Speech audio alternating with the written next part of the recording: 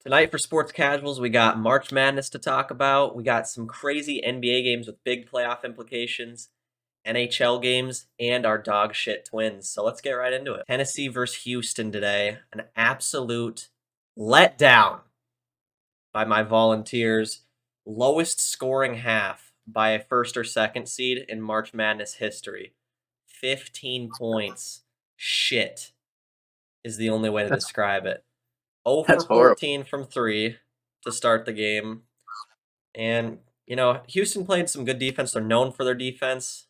But the real issue was just Tennessee's best guys, Lanier and Ziegler, just not getting hot, missing shots in a game where we needed them to hit the shots. So that's really all I have for that.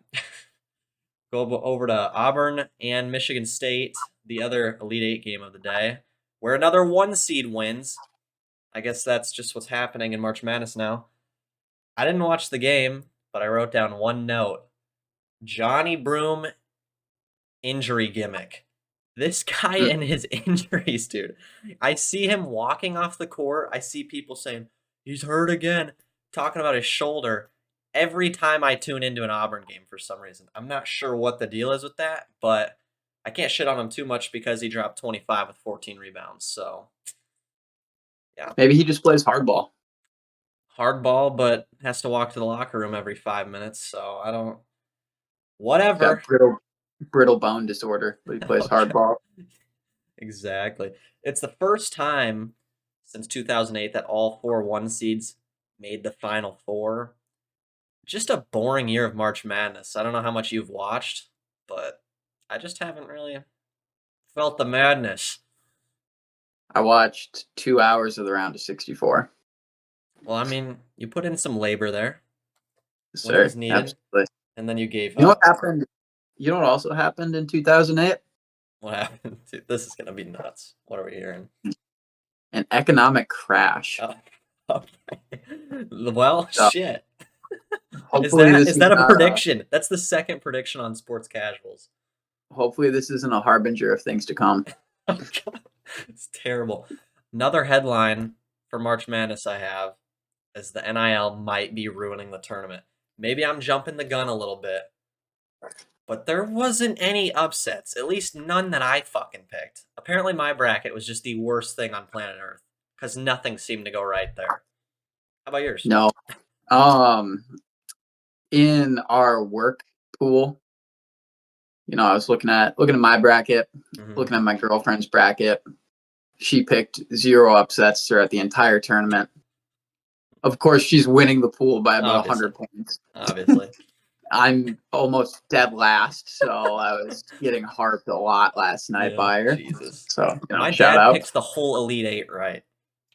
Now, he had Tennessee as his champion, so it wasn't fun to watch him get smacked around today, but what are you going to do about it?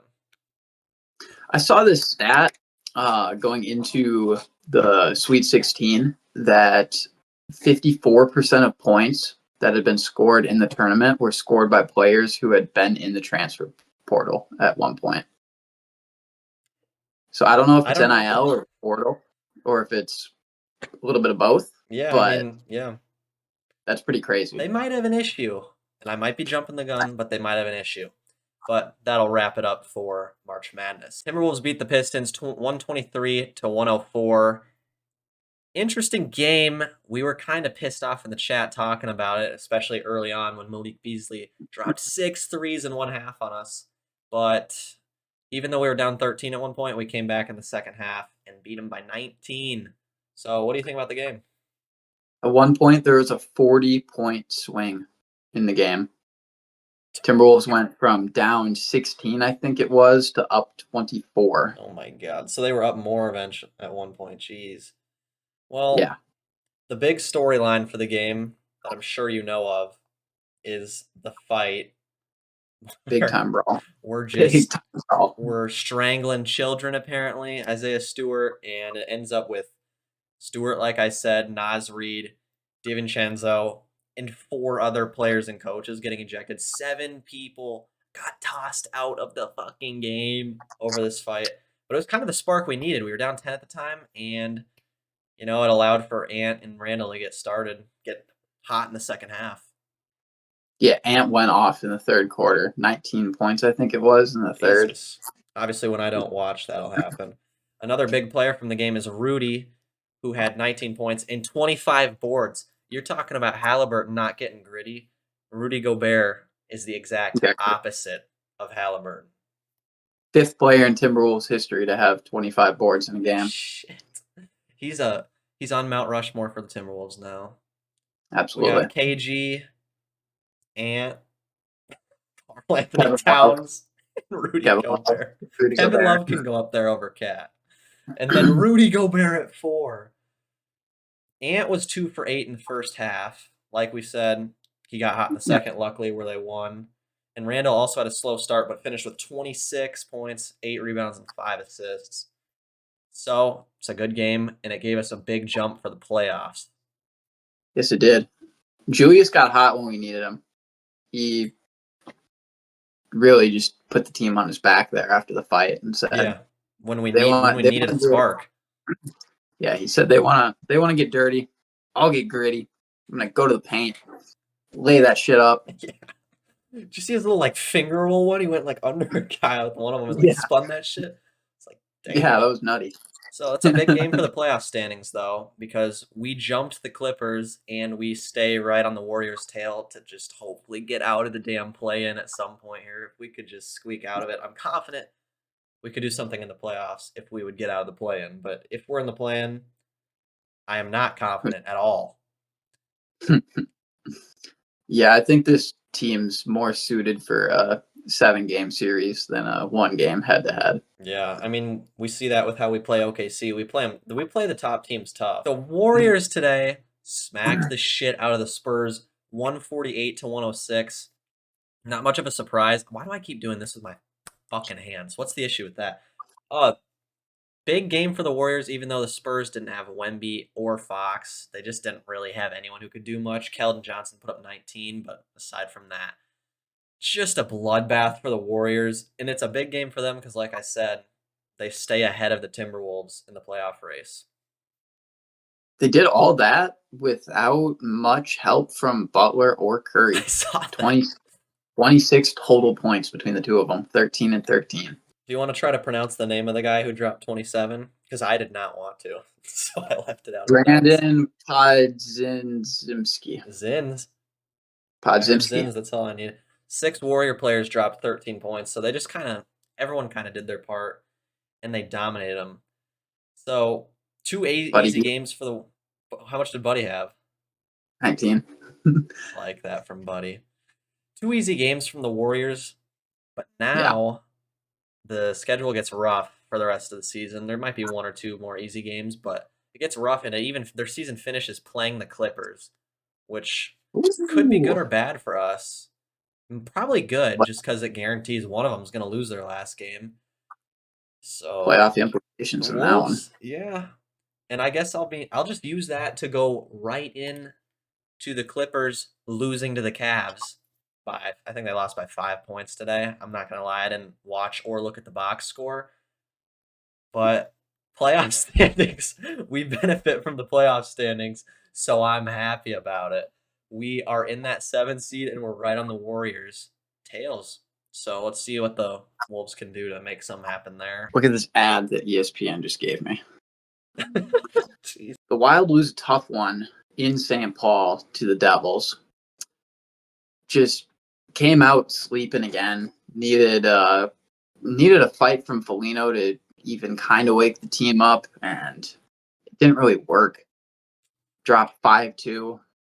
Hat trick for Heishier. Just not a phenomenal showing. Not a lot on it. What are we, 1-4 in our last 5? Something like that. Losing, man. I'm just not liking the hockey I'm seeing right now. I don't even want to talk about it too much. Well, what are the playoff implications now? Because didn't they? I mean, now they're really in some heat, right? A little bit. We're tied with St. Louis in the wild card. We maintain the first wild card spot though because we have 1 game in hand over them. Mm-hmm.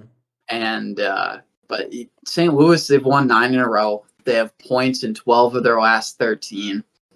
And on top of that, they're going to add Hobie Baker finalist Jimmy Snuggerud to their lineup on Monday from the Gophers.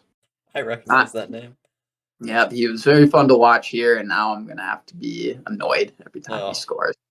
But like the Blues, they just can't lose right now. Can't do any wrong. And so considering that, they're probably going to jump us.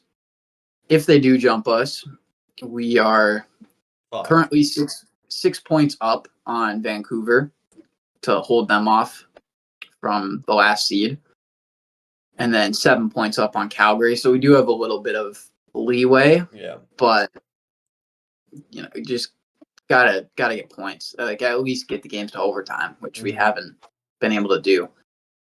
Kaprizov's coming back. Him and Eck have both been skating with the team. They're not going to travel for the brief road trip, but they should be back when they come back home next week, which would be huge. If we jump over to the East to look at what's going on over here, it's an absolute dogfight. It doesn't look like anyone's going to catch Ottawa for the first wild card spot, but for the second wild card spot, there are 5 teams within 3 points of one another. Jesus Christ. Columbus is sitting in probably the best spot of the teams not currently in. They have 2 games in hand on New York and a game in hand on everybody else. 2 points back. They got Ovi coming to town in a week and a half here, so they'll have to show up. They have a lot of Russians though, so I could see that team. There's something about the Russians. Whenever they play against each other, they always try to show up. Oh, okay. Kaprizov has his best games against like the Capitals and the Lightning, teams that are Russian heavy. So they don't want Ovi to hit that record. No, I want him to. There's a strong chance if he's within striking distance during that Columbus game, I will be in Columbus. Yes, sir. Where is that? Columbus is in Ohio. It's kind of that was going to be my guess, but I didn't want to say it and sound stupid. So okay. It's kind of by the Ohio State campus. Ohio I believe. hockey. That sounds like a nightmare, but apparently they're decent. Yeah. Not a lot of distractions for them. So run down what happened in the league on Sunday, though. The Sabres beat the Capitals in an absolute barn burner. It was 8-5. Goalies couldn't stop the puck to save their lives. We're used to that. Former first-round pick Jack Quinn puts up a goal and 2 assists. Tage Thompson continues to just impress. 2 goals again. Alex Tuck, former Wild, 2 goals, 1 assist. Jason Zucker, former Wild, put up 2 assists. Connor Clifton, 2 assists. He has... How many points do you have this year? He has 13 points this year. 2 of them came today. Getting after it. Getting gritty. Getting some apples. Huh? Getting some apples. Getting some apples. He has 13 of them this year and no goals. So it's kind of all he can do. Selfless guy. Alex Ovechkin puts up a goal and 2 assists. That goal brings him to within 5. Within 5. Yeah. He's getting there. He's at 890 on the career. 4 to tie, 5 to pass. What are the chances he gets like 1,000 goals in his career? Is that even on the table, or is that just like... It really depends on how long he wants to play. He is 39 right now. So he'd have to play to 42 and then be good. Score 30 goal pace. But he's got 37 and 57 this year. So damn. Older than McCutcheon too. Yeah. Guys, they're just going away. Speaking of McCutcheon, he hit a homer today. Did the Pirates win? Let's just segue to the Pirates for half a second. Did they win? Nope. And back to NHL. All right. The Jets beat the Canucks 3-1, which was very helpful to the Wild. No overtime point for the Canucks, so they remained 6 points back of us. Mm-hmm. Not much happened in that game. Kind of boring one, but Jets did their thing, kept the puck out of their zone and out of the net. Connor Hellebuck continues to be a dark horse MVP candidate as a goaltender. He is 43, 10, and 3 with a 925 save percentage and a 2.03 goals against average. Well, I know I asked about defensemen. How often do goalies win MVP? Is that a thing? The last one was your boy. Carey Carey Price? Yes, sir. I believe that was in 2016, so it's been 9 years. Oh my god. Wow. Montreal beats Florida. They jumped into the last wild card spot, as I mentioned. They're going to have to fight, though, because they got 4 teams right on their heels. That game was, if I can find it, 4-2. Brandon Gallagher scores a big goal. Patrick Laine. Jujar Slavkovsky. What a name. Goal and assist for the former first overall pick. And Nick Suzuki continues to just be the best player on this team. Goal and 2 assists. He's up to 77 points in 73 games. Good career this little guy's putting up. He's 5'11". And he's point per game player. Not a lot of people saw this out of him when he got drafted, but he's just said, hey, I'm gonna get gritty. He'll get physical with you, and he goes to the net. He always goes to the net. It's a big part of scoring goals in the NHL, kids. That's what you got to do. Sidney Crosby scores the only goal in a 1-0 overtime win against Ottawa. What a game to be at. Electric. Yeah. Pittsburgh is having a really tough season. 30, 43, and 11. Way out of the last wild card. Basically eliminated. But Crosby and Malkin continue to be Crosby and Malkin. Crosby is up to 1,676 career points. He recently broke Wayne Gretzky's record of 19 straight point-per-game seasons, giving himself his 20th. That was locked in last game. What's going on in the MLB today and to start the season? My Minnesota Twins are looking abysmal. This does, however, help my St. Louis Cardinals prediction from the last video. They start the season 3-0 because they beat the Twins 3 times.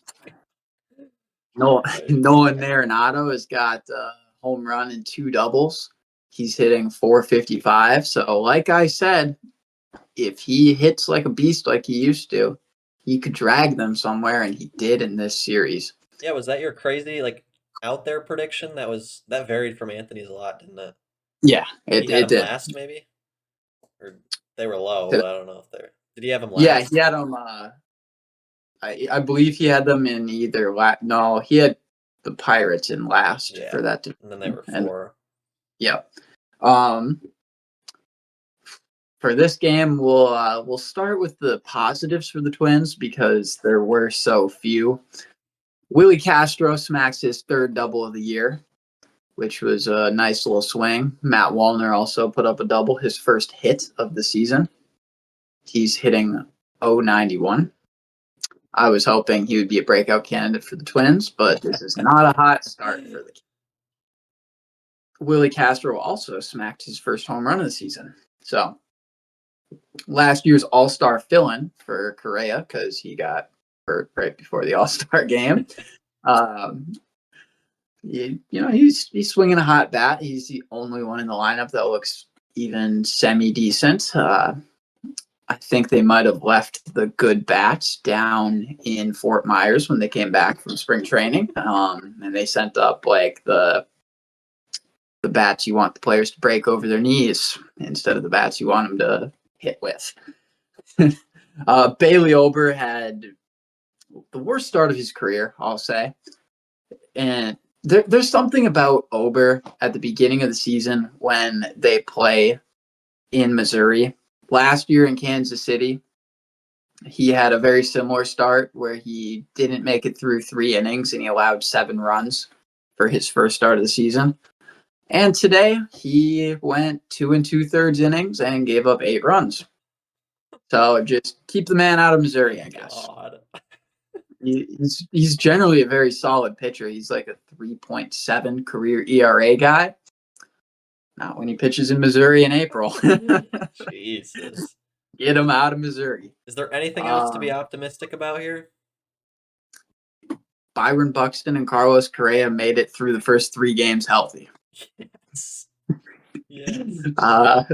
They have 1 hit in 21 at bats between the two of them. So Are they still considered good? Is it just a rough start, or are we overpaying them like terribly Correa bad?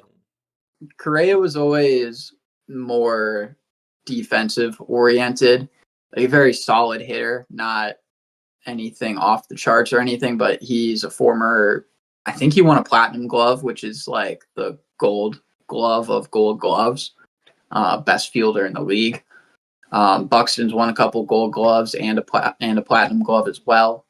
So a lot of it was, hey, these guys are phenomenal defenders at premier positions, and they have these sparks of very good offense. Waiting to see the sparks of good offense for this season, of course. Mm-hmm. But well, Byron had a single and an RBI today, so We'll take it, I guess. We'll take what we can nice. get here. That's fine, kind of. They had 5 hits. Like there's not much to talk about there. Andre Palanti, I think is how you pronounce the name. Palanti. He started for St. Louis today. He went 5 and he allowed 2, so he got a quality start. You need 6. He had a good start, not a quality start, but a good start. Hour-long rain delay. Big storm system moved through the Midwest, and it gave us snow. No. Thank you guys for tuning in to Sports Casuals. Me and Carl getting after it per usual, giving you the rundown of all the shit that happened. If the Timberwolves lost today, the mood of the show would have just been pathetic, but we have something to be happy about. So, Yep. we stayed kind of in the middle here. We'll catch you guys next time, though.